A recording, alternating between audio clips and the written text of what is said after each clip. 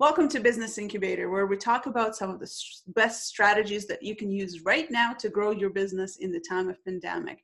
Today, we're going to dig deeper into pivoting your message and spreading the message of love and hope to your community. It's really important that you look at your business objectively with everything that's happening in the world, and you figure out how can you pivot yourself and your message to support even more and create impact.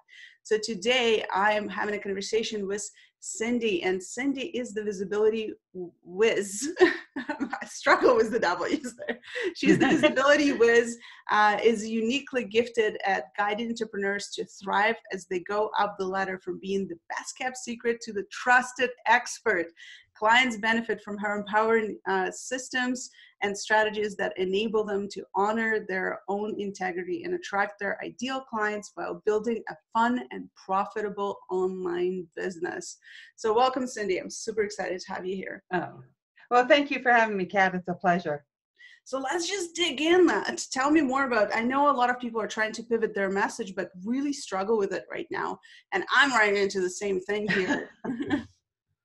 I think there's two different things. A lot of my clients, they were like, well, should I just put my business on hold? Should I promote my stuff? Should I give my stuff away? What should I do? So there's a lot of, entrepreneurs out there that are really struggling. And my personal belief is right now, so many opportunities are born amongst a challenge. So now is not the time to put your business on hold. Now is the time to get in and think about where you want your business to be after this pandemic is over. The pandemic's not going to last forever because nothing lasts forever. And so, 2-3 months from now, during the summer, whenever this isn't top of mind, where do you want your business to be? So now's the best time to start getting focused and see where you want to be.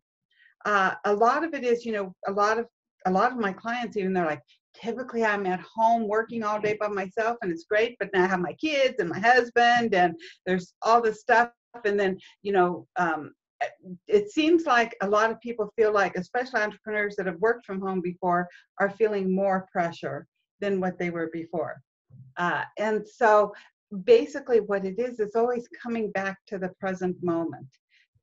And I teach this a lot. I go, so regardless where you are through the day, and you may have to do this several times a day, when you start feeling afraid, and we all have, I'm sure you have, Kat, we're human, we have our different emotions, but what's going to make you step up and be the leader that you are is to allow yourself to feel those emotions and then move forward. And one of my favorite ways of doing this is just bringing back to the present moment. And that's just, what are you seeing right in this moment? What are you hearing right in this moment? What are you touching? What's the clothes in your body feel like? What are you touching right this moment? What are you smelling and what are you tasting? And then you take a deep breath and you say, I am okay right now. And whenever you bring yourself back to this moment, then say, what do I want to do right now? How can I move my business forward? How has my niche, how has my tribe, how has their needs changed from what they were 2 weeks ago? Because they have changed, because we're in the pivot of the pandemic and the people are afraid and they're thinking, they're worried, they are wondering what the world's going to be like. And it's going to be different, but it doesn't mean it's going to be worse. And so how do you want your world to be? How do you want your business to be? So you ask, how has my audience changed? What are the needs of my community? And I'm huge on everybody following your passion. Don't go into something that you hate. Like I know Kat said she's really techie. I'm somewhat techie, but believe me, I don't like teaching the tech part. I'm not going to sit there, is not my thing. So don't think you need to go into a whole different niche, because whatever's laid on your heart is what you're supposed to be spreading. So whenever you come back to your present moment, then you just say, what is it that my community needs? How can they tweak? If you've been working with a child in your home, then you may be able to help other people figure out how they can set figures for, work with the child at home. my son, he was cute. He sent me a text earlier of my 10-year-old grandson. He said, math, English, science at the school of dad. And I'm making him call me Mr. Dad. And so I thought that was, sort of funny, but a lot of people aren't used to doing that. So how can you tweak it and you can make it fun for your community? Whatever, if you're in fitness, if you're in health, a lot of you can spread messages of health, like how many things our bodies are so miraculously, they're continuously rebuilding themselves. So you can spread that message to your community, but it's really tuning in with yourself and saying, what is it that my community needs? What can I say to them to spread the message of love and hope? As I said, nothing is forever, nothing. And you want to come out the other side, but you want to switch this mass consciousness of fear into that of love and hope. Yeah. And, I just had this conversation with a couple of people that right now your community needs you more than ever. Mm-hmm. And so showing up at this time is more important. And I love that you say, listen, that's one of the first things that we did in our business is we literally went to our Facebook group and to our email list and sent a simple question of, what do you guys need right now? And so we just simply asked them. And so we had all those messages pouring back in and comments popping up with people telling us, well, I need to know how to use Zoom because I've never used that before. And we're like, hey, let's put together Zoom training. How easy is that? I do this every day. So I love it, Cindy, that you bring this up, that the pivot of your message and how you change it highly depends on what your audience needs right now. Right. And also don't be afraid to let some fun into your business. I was really inspired. I hosted a PJ Zoom party last night. Nice. So it was very, inspired to do that because some people are feeling locked up. And I'm so grateful that during this time of, being in our homes, that we have the internet, we have video, we have Zoom. We can see each other and talk to each other, which wasn't something people could do years ago.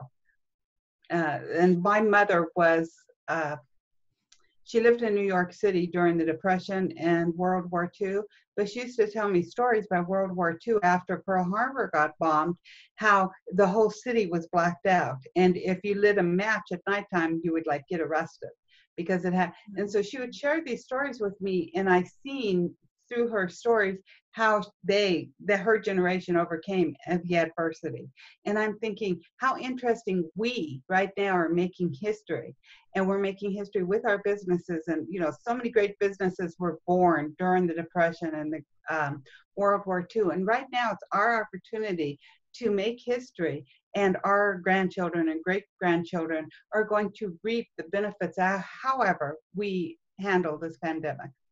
And, I love the creativity that's happening in the community too. And so many entrepreneurs are getting creative about how they progress their business, even though it's forced, but they still get creative. Like, for example, my local coffee shop here, they ended up within 2 days of the announcement of self-isolation, they ended up creating an app where you can order coffee and someone delivers it to you, and you can tell them if you wanted them to leave it on the porch and actually knock on your door, right? And I was like, how amazing is that businesses are tapping into this whole new level of creativity to change their messaging, to change how they operate, to help. Really, that's what we're here for, is to support. So Cindy, one more thing, too, and I just really want to share this, because whatever you can do, even not, definitely your business community, you want to, help them and spread the love and spread hope. But there's, I live in a small town, and there's a lady going around town cleaning all the ATMs with Lysol and stuff. And to me, this is like spreading hope and spreading love. And so whatever you can do to be compassionate and spread the love and hope to not just your business community, but the community you live in, is going to help us be a better world and be better and stronger after the pandemic's over. Absolutely. Cindy, I know that you're passionate about helping your clients stay within their integrity. And right now, Yeah. integrity is such a hot topic because a lot of people feel concerned that by pivoting their message or by making offers, they don't feel good about it. And Right. so I'm sure your clients come to you right now too saying, should I sell something or should I give it out for free? Like, what's happening? And that's it. And it definitely always follow your integrity, but don't let the fear overwhelm you. I mean, the grocery stores aren't not selling the food, or they're not selling you food at 10% its regular cost because we're in this pandemic. You still, the world still has to run. And really and truly, whenever you are still selling your stuff, you might offer longer payment plans. There's different things you can do. You can even give maybe some discounts, but don't not offer it. You need to follow what feels good to you and what you really feel inspired to do, but don't not do it out of fear. And whenever you are selling your item, even if you're selling a $27 item, you're actually being part of the solution, because we don't want this pandemic to become a financial crisis that lasts forever. It's hit us hard, but it's hit us hard because of the health part of it. So once people start getting healthy and people start working again, there's no reason why we can't build a booming economy again pretty quickly. And by you remaining in that money flow, because that's all money is, it's in, out, in, out. And by you remaining in that money flow, you're actually helping rebuild the economy. That's, Yeah, you know, agreed. Absolutely. And when it comes to becoming an expert in our industries right now, is there anything that changed? I mean, people are more online now, and we know that. But is there anything that's changed with positioning or something we need to keep in mind? I really don't, I don't think as far as the actual process has changed. I mean, in order to be visible, you need to be seen. You know, even in my Facebook, get seen, get known, get clients. You want to get seen by your ideal clients. You want to get known as a trusted expert in your field, and then that's going to help you get clients. If you're being visible, even now, if you have been a parent coach for the past 10 years, don't all of a sudden start trying to do something else. You need to stay in that realm because you still want to be known as a parent expert. And this is where it's at, because if you start catering to old people, then you're not being seen by your ideal client. So the visibility in of itself is still the same. Some people may say, well, there's going to be more people out there. The more people out there selling this or similar things as you, that means that there's more of a demand. It doesn't mean there's less of a demand. Nobody's taking away from you. And the more people that have similar things, the more we have choices, the more we can choose, the more everything grows. Like you had said, Zoom. Some people don't know Zoom. Video is getting really, really hot right now because people haven't been used to video. But again, with following your integrity, if you hate video, don't do it. If you're terrified of video, now is the time to practice to get good at it. So then don't do it until you're ready. Because I always show this, when I first started with video, I was like, my name is Cindy. I was so terrified of the camera. And that wasn't spreading love and hope to anybody. So you want to come across as authentic, and you just want to speak from your heart. And that takes practice. And so don't think, you should do something and you're going to be an expert overnight, because none of us are. We have to practice. But as far as visibility is concerned, you can still go out there and you can spread your own message of love and hope, and end your message, regardless what niche you're in, and you can become an expert really, really quick, where people are just watching you and are hanging on to your every word. And that's by you stepping up to be the leader. And that's where it's different. Before, it's like, oh, I want to be an expert. But now it's, yeah, you want to be an expert, but you want to be more. You want to be a leader. You want to be the one out there front and center, helping people through this pandemic. Yeah, absolutely. So what are some of the top ways that you think people can try right now to get clients and position themselves in the online world? Mm-hmm. There's two things. Number one, you still want to promote your stuff, but also naturally, just as is any time, nothing has changed. You always have people that have money, and you always have people that don't. That hasn't changed. Maybe the percentages have changed, and there's a lot of people maybe not willing to spend as much because they're afraid. But there are people out there, so it's still, you still want to ask people, because there's a story, I don't know how true it is, that I heard a long time ago about this old Hoover vacuum cleaner salesman. So he goes to this really poor house, and there's a bunch of kids. It's during the Depression era. There's a bunch of kids running around barefoot, and he goes in, he does his sample, but he never offers the owners of the house to buy the vacuum cleaner. And as the story goes, after he did his presentation and he was packing his vacuum cleaner back up to go to his next house call, the father of the house came out and said, "How dare you not ask me if I wanted to purchase the vacuum cleaner? How dare you assume that you know how I want to spend my money?" And really, really, you want to think about this, because you want to be asking people.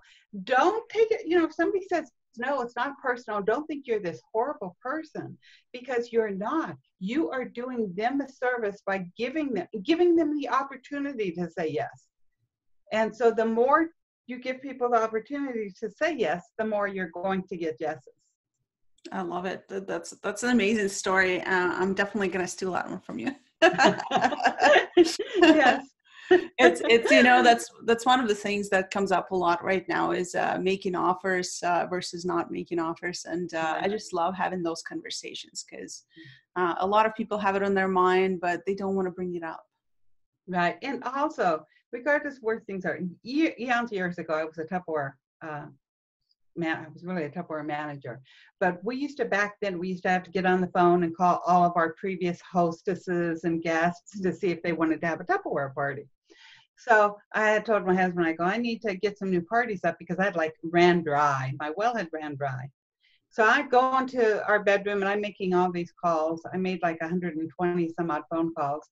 I came out of the bedroom, and so my husband's like, "So how'd you do?" And I go, "I only got one party." I was really devastated. "I only got one party." And he goes, "Well, that's one more than you had before." But that one Tupperware party kicked my whole Tupperware business off.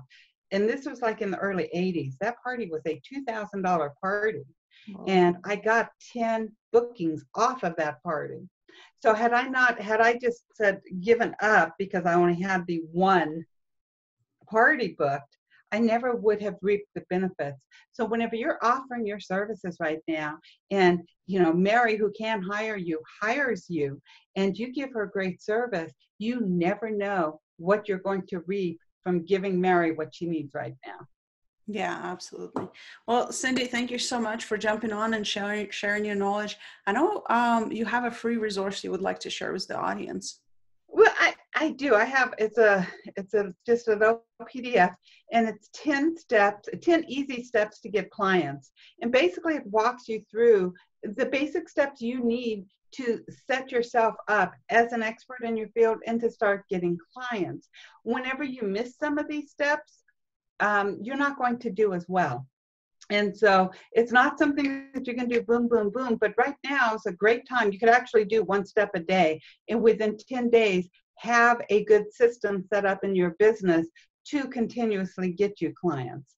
So, and I think you're going to have the URL. You guys can grab that link below. It's 10 easy steps to get clients. Make sure to go download it, check it out, position yourself as an expert. Don't give up on your business. Don't put it on hold. Continue making offers and getting clients. Again, Cindy, thank you so much for coming here and sharing your wisdom with us. Really appreciate it. Stay safe. Thank you. You too. Bye-bye.